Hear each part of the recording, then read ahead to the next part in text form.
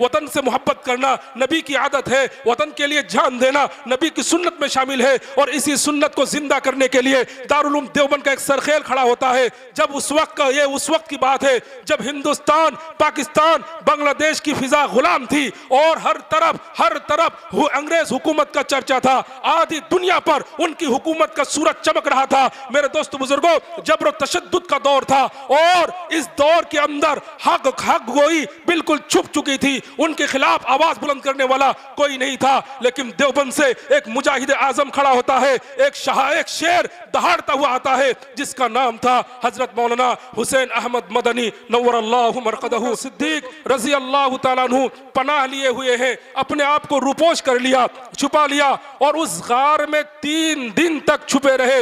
मेरे दोस्त बुजुर्गों, तो गार में दुश्मनों के डर से 3 दिन छुपना यह मेरे नबी की सुन्नत बन गया। मेरे आका अलैहिस्सलातु वस्सलाम के दीवानों, अब आइए उलमा देवबंद का सरखेल बानी दारुल उलूम देवबंद मौलाना कासिम नानोतवी रहमहुल्लाह ताला की जिंदगी का एक अनोखा वाकया सुनते जाइए।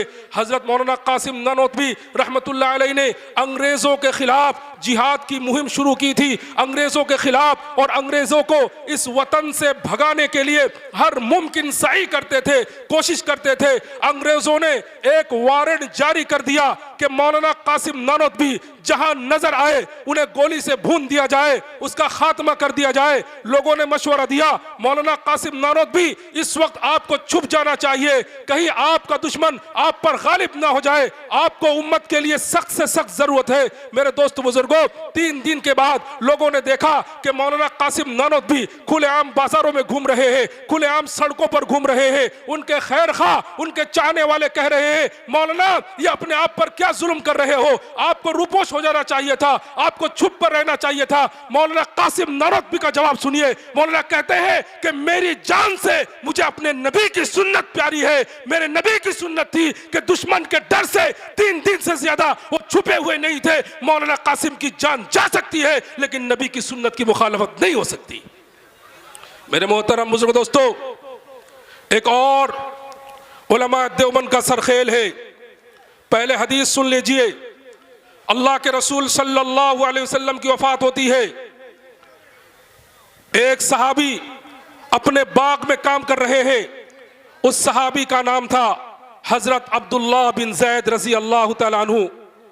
उनके बेटे ने आकर खबर दी, अब्बू जान, हुजूर पाक सल्लल्लाहु अलैहि वसल्लम की वफात हो गई है। ये खबर सुनते ही उसने आसमान की तरफ नजर उठाई और हाथ फैलाकर अल्लाह रब्बुल आलमीन से दुआ की, अल्लाहुम्मा अज़हिब बसरी, ऐ अल्लाह मेरी आंखों की रोशनी छीन ले, क्योंकि जिन आंखों से मैंने मोहम्मद मुस्तफ़ा को देखा है, अब मैं नहीं चाहता कि मोहम्मद के अलावा मेरी आंख किसी दूसरी चीज को देखे। ये एक सहाबा का इश्क नबी का तरीका था, मोहब्बत रसूल का अंदाज था। अब आइए, एक किताब है, किताब का नाम है मलफूजात हुस्नुल अजीज, और उसके सफ़ा नंबर 132 पे एक वाक़या लिखा है कि पेशावर के एक आलिम, एक हाफिज जिनका नाम था मोहम्मद अजीम, उन्होंने एक मरतबा हुजूर पाक सल्लल्लाहु अलैहि वसल्लम को ख्वाब में देखा और ख्वाब में जियारत करने के बाद हुजूर से 2 दरख्वास्त की, या रसूल अल्लाह, जब आपको मैंने देख लिया और जब आपका दीदार मुझे हो गया, आपकी जियारत हो गई, या रसूल अल्लाह, मैं इन आंखों से अब दुनिया की कोई चीज देखना नहीं चाहता, और दूसरी ख्वाहिश मेरी यह है कि जिस तरह आज आपने अपने दीदार से, अपनी जियारत से मुझे मुशर्रफ किया है और मुझे इज्जत बख्शी है, या रसूल अल्लाह, मैं ये हर रात आपकी जियारत करना चाहता हूँ। खुदा की कसम, वो बाकमाल आलिम दीन जो साहिब निस्बत भी थे, उलमा देवबंद के साथ ताल्लुक रखते थे, हाफिज मोहम्मद अब्दुल अजीम साहब, उनकी ये दुआ कबूल हुई और जब नींद टूटी तो उनकी आंखों की रोशनी खत्म हो चुकी थी और अल्लाह के रसूल हर रात उनके ख्वाब में जियारत फरमाते थे।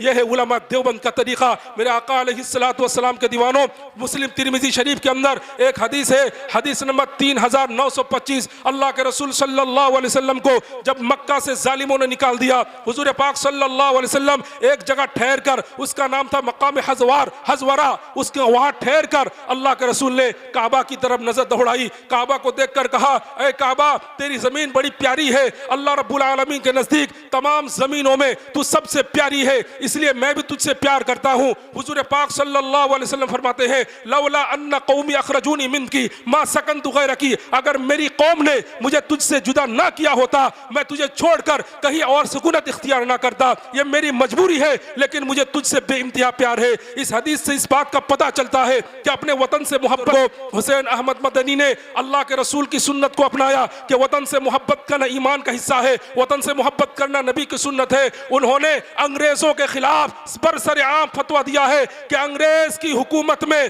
अंग्रेज की फौज में भर्ती होना गद्दारी है, इस्लाम से बगावत है, वो मुसलमान कहलाने के काबिल नहीं है। मेरे दोस्त बुजुर्गों, ये फतवा सुनने के बाद अंग्रेज जज ने हुसैन अहमद मदनी को बुलाया और जब कमराए अदालत में पहुंचे, उस वक्त बड़े बड़े सरखेल मौजूद थे, मोहम्मद अली जौहर मौजूद थे। मोहम्मद अली जौहर हाथ जोड़कर कहने लगे, हुसैन अहमद मदनी, बात को गोलमोल करके हुकूमत से जान बख्शवा लेना, उम्मत को तुम्हारी जरूरत है। मौलाना सैयद हुसैन अहमद मदनी वकार के साथ खड़े हैं और जज ने पूछा, आपने कहा था कि अंग्रेज की फौज में भर्ती होना हराम है। हजरत मौलाना हुसैन अहमद मदनी कहते हैं, मैंने कहा नहीं था, अब भी कहता हूं कि अंग्रेज की फौज में जो भर्ती होगा वो इस्लाम का गद्दार है और इस्लाम के साथ उसका कोई ताल्लुक नहीं है। वो जज कहने लगा, हुसैन अहमद मदनी, जानते हो इस फतवा का अंजाम क्या है, इसकी सजा क्या है? मौलाना हुसैन अहमद मदनी अपने बगल से सफेद कपड़ा निकाल कर कहते हैं कि हाँ, मुझे मालूम था कि मुझे सजाए मौत मिलेगी, इसलिए मैं जब देवबंद से निकला तो ये मेरा कफन अपने साथ लाया। कहिए सुभान अल्लाह। मेरा आका अलैहिस्सलातु वस्सलाम के दीवानों, वो हुसैन अहमद मदनी जब उनके सीने में इश्क रसूल लबरेज हो जाता था तो वो जन्नत से ज्यादा अपने दिल को अजीज रखते थे और जन्नत से मुखातब होकर कहते थे, वो कहते थे, तुझ में हूर व कुसूर रहते हैं, तुझ में हूर व कुसूर रहते हैं। हाँ, हमने माना जरूर रहते हैं, मेरे दिल का तवाफ कर जन्नत, मेरे दिल में हुजूर रहते हैं। कहिए सुभान अल्लाह। ये शेर किसका है? हुसैन अहमद मदनी नव्वर अल्लाहु मरकदहू का। मेरे दोस्त बुजुर्गों, लेकिन एक बहुत बड़ा मशहूर मकूला है कि चोर मचाए शोर। चोर मचाए शोर का मतलब यह है कि जब एक चोर चोरी करने जाता है और जब पकड़ा जाता है तो वो भागने लगता है और भागते भागते कहता है कि चोर को पकड़ो, चोर को पकड़ो। लोगों का ध्यान उस तरफ नहीं जाता, लोगों की तवज्जो उसकी तरफ नहीं जाती। लोग सोचते हैं कि ये चोर नहीं है, ये बड़ा इंसाफ पसंद इंसान है, ये चोर को पकड़ने की कोशिश कर रहा है। हालांकि चोर मचाए शोर, वो चोर जानता है कि मैंने चोरी की है, लेकिन लोगों को धोखा देने के लिए आज उलमा देवबंद के नाम पे तरह तरह के इल्जामात लगाए जाते हैं। मैं आपको संजीदगी के साथ बताना चाहता हूं, खुदा की कसम, जो इल्जामात उलमा देवबंद पर लगाए जाते हैं उनसे उलमा देवबंद का कोई ताल्लुक नहीं है। आज ये कहा जाता है कि उलमा देवबंद मोहम्मद मुस्तफ़ा को अपने बड़े भाई की तरह मानते हैं। मैं चैलेंज के साथ कहता हूं, एक कोई किताब उठा कर लाओ जो देवबंद की तसनीफ हो, उलमा देवबंद की तसनीफ हो और उसमें लिखा हो कि उलमा देवबंद नबी को बड़ा भाई समझते हैं। खुदा की कसम खाकर कहता हूं, मैं आपको किताब पेश कर सकता हूं, फतवा दारुल उलूम देवबंद आपके सामने रख सकता हूं। वह फतवा बिल्कुल सादे अल्फाज के अंदर लिखे गए हैं और कहा गया कि जो आदमी नबी करीम सल्लल्लाहु अलैहि वसल्लम को अपने बड़े भाई जैसा तसव्वुर करता है वो खारिज अज ईमान है, वो मुसलमान नहीं है और ईमानदारों में उसकी कोई शमूलियत नहीं है। मेरे दोस्तों बुजुर्गों, हम पर इल्जाम लगाया जाता है कि उलमा देवबंद नबी को मुर्दा समझते हैं, नबी को मैयत समझते हैं और नबी के बारे में ये कहा जाता है कि वो मरकर मिट्टी हो गए हैं। मेरे दोस्त बुजुर्गों, इस सिलसिले में एक बहुत ही प्यारा शेर लिखा है मौलाना अल्लामा खालिद महमूद नव्वर अल्लाह बरकतहू। उन्होंने कहा है कि सीरत की किताबों में एक बाब है रहलत का, सीरत की किताबों में एक बाब है रहलत का, नादान समझे है यह मौत हम जैसी। मेरे दोस्त बुजुर्गों, नबी का जीना हम जैसा नहीं, नबी का मरना भी हम जैसा नहीं। उलमा देवबंद का मसलक यह है कि अल्लाह के रसूल सल्लल्लाहु अलैहि वसल्लम की मौत का अंदाज अजीब तरह से हुआ है। आम इंसान की मौत इस तरह होती है कि उसके जिस्म के रुआ से, उसके जिस्म के एक एक अंग से पूरी रूह को निकाल दी जाती है। जब जाकर कहा जाता है ये मैयत है, ये लाश है, लेकिन नबी की मौत की कैफियत अलग होती है। मौलाना कासिम नानोद भी कहते हैं कि नबी के लिए कब्ज़े रूह, हब्से रूह कहा जाता है, यानी पूरे जिस्म की रूह को अल्लाह रब्बुल आलमीन उनके सीने में जमा कर देते हैं। यही नबी की मौत है, यही नबी की वफात है, यही नबी का विसाल है। मेरे दोस्त बुजुर्गों, आपने सुना होगा कि जब अल्लाह के रसूल की वफात हो गई, तमाम सहाबा मान चुके हैं कि अल्लाह के रसूल की मौत हो गई है, लेकिन एक बड़ा जर्नैल सहाबा था जिनका नाम था उमर फारूक रजी अल्लाह तआला अन्हु, वो आकर कहने लगे और तलवार निकाल कर कहने लगे कि जो कहेगा कि मोहम्मद मुस्तफ़ा का इंतकाल हो गया है उसका सर कलम कर दिया जाएगा। मेरे मुस्तफ़ा तो अल्लाह से बात करने के लिए गए हैं। मेरे दोस्तों बुजुर्गों, अब आपके जहन में सवाल होगा कि छोटे छोटे सहाबा वो मान चुके हैं कि अल्लाह के रसूल पर मौत तारी हो गई है, लेकिन इतना बड़ा सहाबा जिसके बारे में अल्लाह के रसूल ने फरमाया कि अगर मेरे बाद नबूवत का दरवाजा जारी रहता, उमर फारूक नबी होता, उसको क्या पता नहीं है कि अल्लाह के रसूल की आंखों से, अल्लाह के रसूल के हाथ से, अल्लाह के रसूल के पैर से, अल्लाह के रसूल के जिस्म अतहर से रूह निकल चुकी है। लेकिन मेरे दोस्तों बुजुर्गों, असल बात यह है कि हजरत उमर फारूक की नजर दिल पर पड़ी और सहाबा, दीगर सहाबा की नजर अल्लाह के रसूल की आंख पर पड़ी। तो जिन्होंने अल्लाह के रसूल की आंख पर नजर की उन्होंने कहा कि अल्लाह के रसूल की वफात हो गई, और उमर फारूक ने सीने पर देखा कि सीने के अंदर तो रूह मौजूद है। जब सीने के अंदर रूह मौजूद है तो अल्लाह के रसूल को मौत का था, मौत क्यों कहा गया और मुर्दा क्यों कहा जा रहा है? ये क्यों कहा जा रहा है कि उनका इंतकाल हो गया? बात को समझने वाले कौन थे? हजरत अबू बकर सिद्दीक रजी अल्लाह तआला अन्हु। उन्होंने कहा कि उमर, यही नबी की वफात होती है, यही नबी की मौत है कि दिल जिंदा हो और बाकी तमाम आज़ा से, बाकी तमाम जवारी से रूह निकल जाए, ये नबी की मौत है। मेरे दोस्त बुजुर्गों, हजरत अबू बकर सिद्दीक ने हुजूर पाक सल्लल्लाहु अलैहि वसल्लम के चेहरे मुबारक पर बोसा दिया और कहा, तिब्ता हय्यन व मय्यिता, यानी आपकी जिंदगी भी मुबारक थी, आपकी मौत भी मुबारक है और अल्लाह रब्बुल आलमीन आपको दोबारा मौत नहीं देगा। मतलब ये जो जाहिरी मौत आई है यही मौत काफी है, उसके बाद कब्र में फिर अल्लाह के रसूल को मौत नहीं आएगी। उलमा देवबंद का भी यही अकीदा है कि अल्लाह के रसूल सल्लल्लाहु अलैहि वसल्लम आज भी जिंदा है, कल भी जिंदा थे। और एक जुमला मैं आपको कहना चाहता हूं कि हुजूर पाक सल्लल्लाहु अलैहि वसल्लम की जिंदगी, उनकी जिंदगी और उनकी वफात के बाद की जिंदगी में मुख्तसर और बहुत मुश्किल से हल्का सा एक फर्क है। लेकिन उसके बाद मैं आपको कहना चाहता हूं, उलमा देवबंद का अकीदा यह है कि अल्लाह के रसूल सल्लल्लाहु अलैहि वसल्लम अपनी कब्र मुबारक में जिंदा है और जिंदगी की सबूत भी, जिंदगी की दलील भी उलमा देवबंद देते हैं। अल्लाह के रसूल ने फरमाया, अल अंबिया व हयाउन फी कुबूरिहिम युसल्लून, के तमाम नबी, नबी की जमा अंबिया, तमाम के तमाम नबी, हजरत आदम से लेकर हजरत मोहम्मद मुस्तफ़ा सल्लल्लाहु अलैहि वसल्लम तक सारे पैगंबर, सारे नबी, सारे रसूल वो जिंदा है। और जिंदगी का सबूत क्या है? जिंदगी की दलील ये है, युसल्लून फी कुबूरिहिम, वो अपनी कब्रों में नमाज पढ़ते हैं। अब बताओ, नमाज मुर्दा पढ़ते हैं या जिंदा पढ़ते हैं? अल्लाह रब्बुल आलमीन ने शहीदों से ज्यादा मकाम और मर्तबा हुजूर पाक सल्लल्लाहु अलैहि वसल्लम को दिया है। तो जब हुजूर पाक सल्लल्लाहु अलैहि वसल्लम की गुलामी करके एक शहीद को यह मकाम मिल गया, अल्लाह रब्बुल आलमीन ने फरमाया, वला तक़ूलू लिमन युक़्तलु फ़ी सबीलिल्लाहि अमवात, कि जिन्होंने अल्लाह की राह में अपनी जानों को निछावर किया है, अपनी जानों की शहादत दी है, अपनी जानों को कुर्बान किया है, उन्हें तुम मुर्दा मत कहो, बल अहयाउन, बल्कि वो जिंदा है, इंद रब्बिहिम युरज़क़ून, और उन्हें अपने परवरदिगार के पास रोजी दी जाती है। मैं आपसे पूछना चाहता हूँ कि जिसकी गुलामी करके एक शहीद को यह मकाम मिल जाए, उस गुलाम के आका का क्या मकाम होगा? उस गुलाम के आका की क्या फजीलत होगी? मेरे दोस्त बुजुर्गों, आज मोहब्बत के नाम में हमें धोखा दिया जाता है। मोहब्बत वो नहीं जो हुजूम में शोर दिखाए, मोहब्बत वो है जो खलवत में खुशू सिखाए, मोहब्बत वो नहीं जो जबान, जो नारे रिसालत बुलंद करे, मोहब्बत वो है जो अखलाक रिसालत जिंदा करे, मोहब्बत वो नहीं जो जबान से दावा करे, मोहब्बत वो है जो कदम कदम पर सुन्नत को संवारे, मोहब्बत वो नहीं जो महफिल को गरमाए, मोहब्बत वो है जो कब्र को रोशन बनाए, मोहब्बत वो नहीं जो लिबास से जाहिर हो, मोहब्बत वो है जो अपने किरदार से आया हो, मोहब्बत वो नहीं जो दुनिया को सुनाई जाए, मोहब्बत वो है जो आखिरत में काम आए। उलमा देवबंद का मसलक ये है, उलमा देवबंद का मसलक मोहब्बत का दरिया है और शोर से दूर, शोर से किनारा, सुन्नत से नाता गहरा है। उलमा देवबंद के नजदीक मोहब्बत का मेयार इत्तिबा है, जिंदगी का जेवर इताअत है और दिल की राहत शरीयत है। उलमा देवबंद के यहाँ इश्क का चर्चा नहीं बल्कि चिराग है, उनके यहाँ दिखावा नहीं दवाम है, उनके यहाँ मोहब्बत का कोई हंगामा नहीं बल्कि इस्तिकामत का पैगाम है, हिकमत का पैगाम है। उलमा देवबंद के उलमा देवबंद के सीने नूर और दरूद पाक की लज्जत से बहरावर है। उलमा देवबंद के सीने दरूद पाक की लज्जत से भरा हुआ है। मेरे दोस्त बुजुर्गों, निगाहों में शरीयत की अजमत है और ज़बान पर नरमी,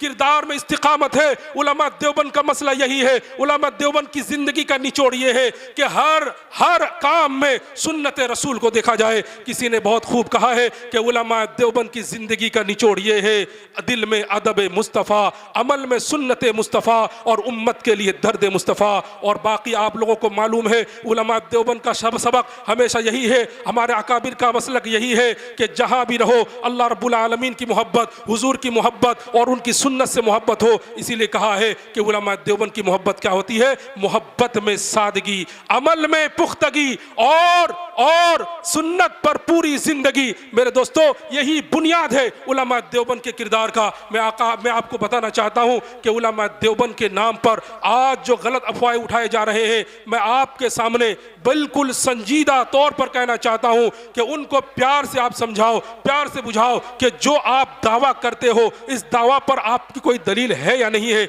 अगर दलील नहीं है तो उनको कहना कि खुदा के वास्ते डरो और इस दुनिया से ना सही मौत के बाद के अंजाम से डरो कि जो उलमा देवबंद का अकीदा नहीं है, तुमने उलमा देवबंद पर उनके सर पर क्यों बांधा है। आका अलैहिस्सलातु वस्सलाम के दीवानों, एक एक चीज मैं वजाहत के साथ बयान करना चाहता, लेकिन वक्त की किल्लत के पेश नजर मैं बात इतनी कहना चाहता हूं कि मौलाना हुसैन अहमद मदनी को काफिर कहा गया, मौलाना अशरफ अली थानवी नव्वरल्लाहु मरकदहू को काफिर का लक़ब दिया गया, मौलाना खलील अहमद सहारनपुरी को काफिर का फतवा दिया गया, मौलाना कासिम नानोतवी रहमतुल्लाह अलैह को काफिर कहा गया।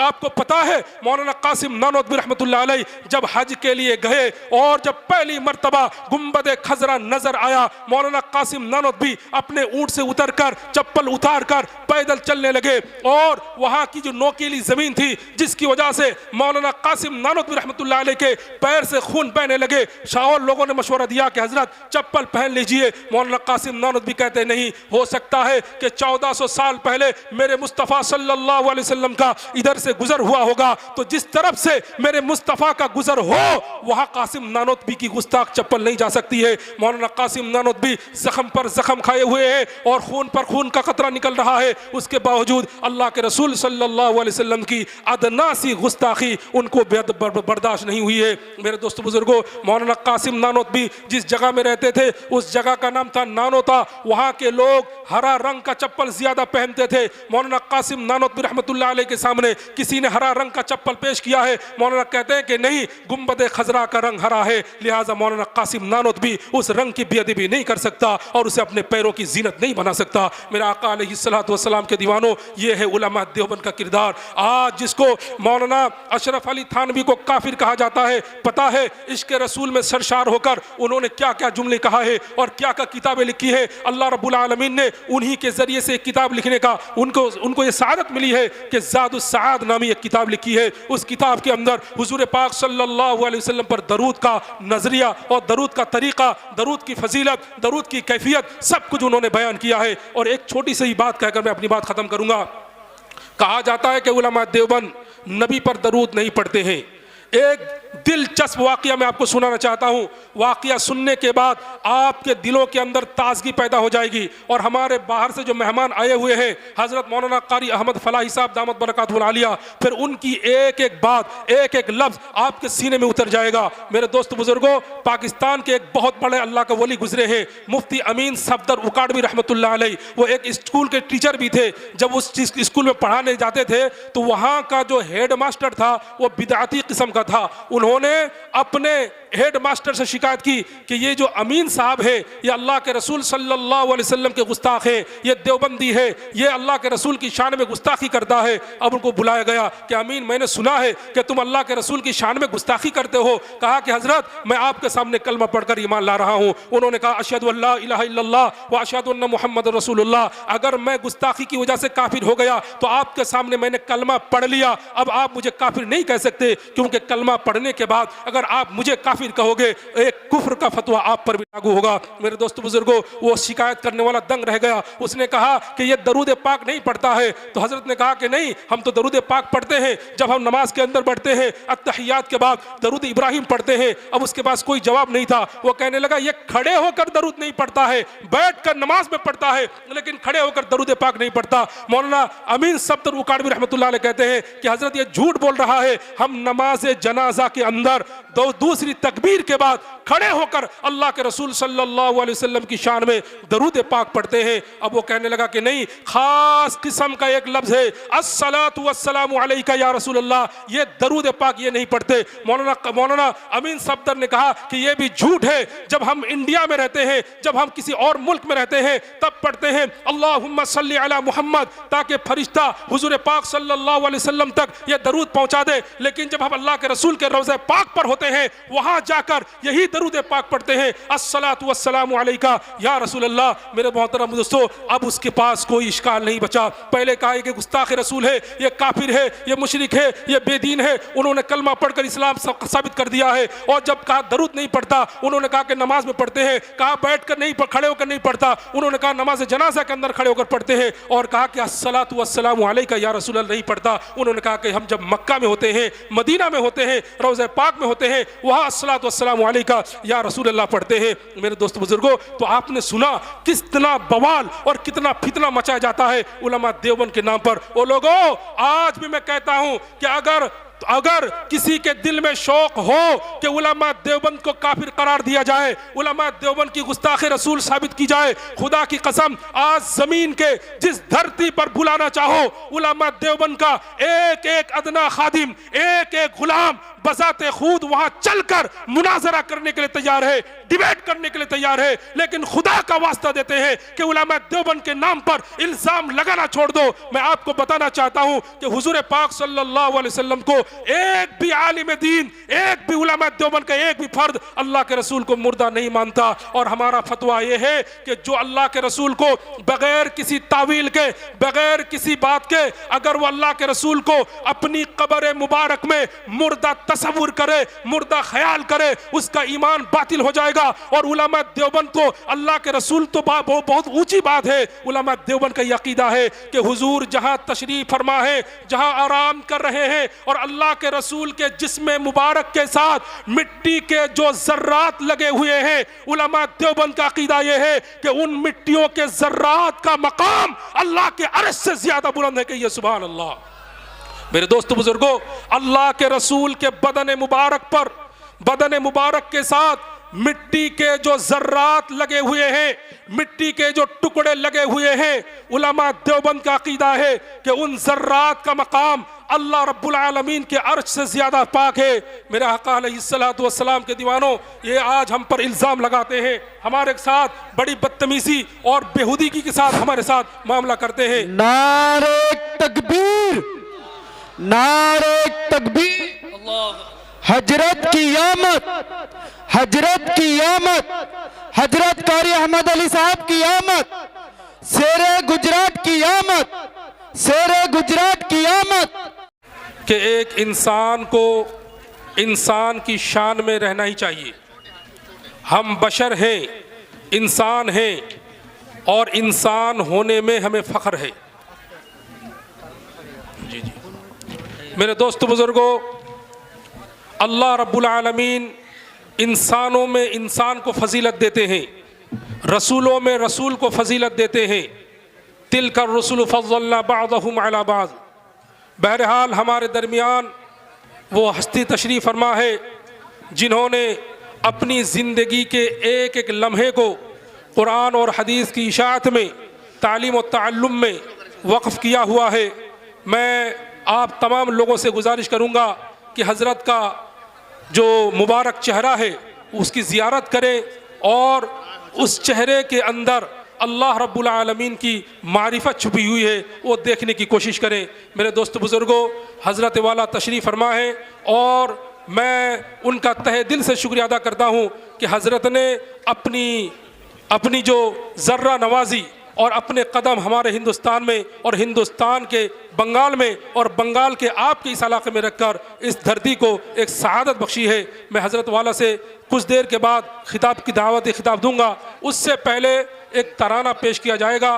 तराना पढ़ने वाले हमारे हज़रत मौलाना मुतीउर रहमान साहब हैं। मैं उनसे गुजारिश करूंगा कि वो आएँ और तराना से हम सामीईन के दिलों को महसूस फरमाएँ।